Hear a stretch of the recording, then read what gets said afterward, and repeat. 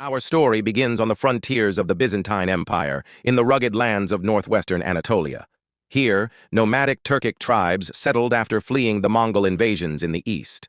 Among them was a man named Ertuğrul, leader of the Kaya tribe, part of the larger Oghuz Turkic confederation.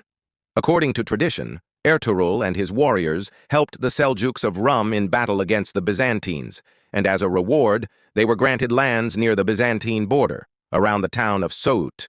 It was on this volatile borderland between Christian Byzantium and Muslim Anatolia that Ertuğrul's son, Osman, was born. Osman's dream.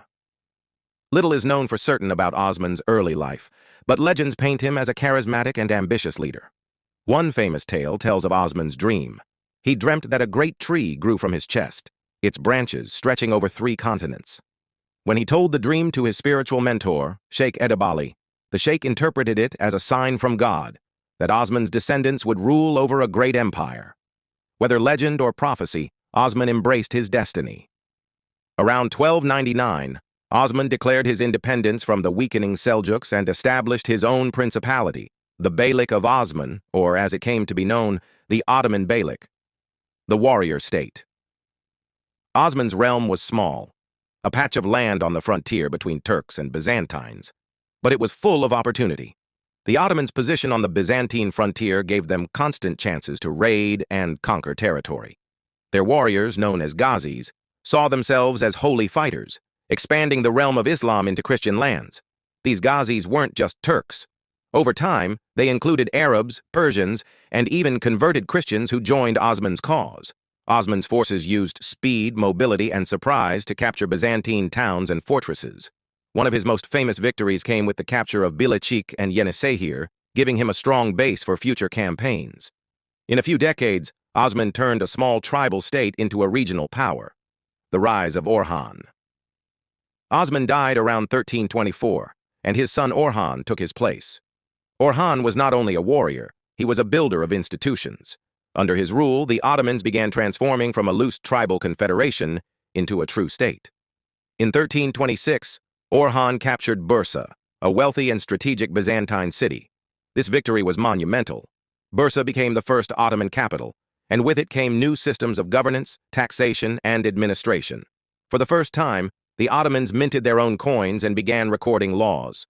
Orhan established a standing army, including elite soldiers known as the Janissaries, a corps made up initially of Christian youths taken through the Devshirme system and converted to Islam. They would become one of the most feared military forces in the world, crossing into Europe. The next great step came not in Asia, but in Europe. In 1354, an earthquake struck the region of Gallipoli, damaging Byzantine fortifications.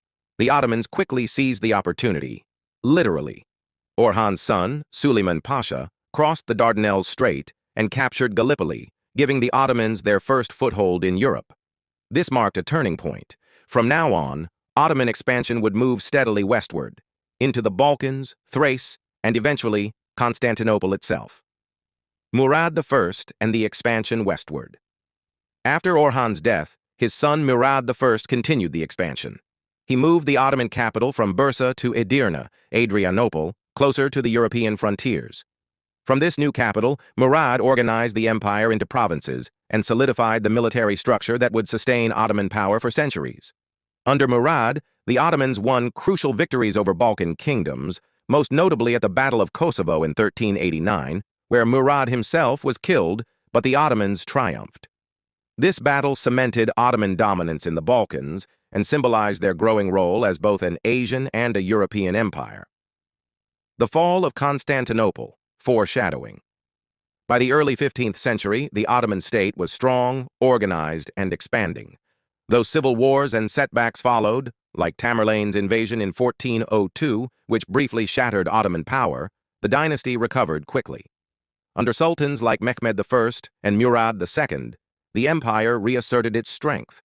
And in 1453, barely 150 years after Osman's humble beginnings, Mehmed II, Mehmed the Conqueror, captured Constantinople, ending the Byzantine Empire and declaring the city the new Ottoman capital, Istanbul. Legacy of the founders.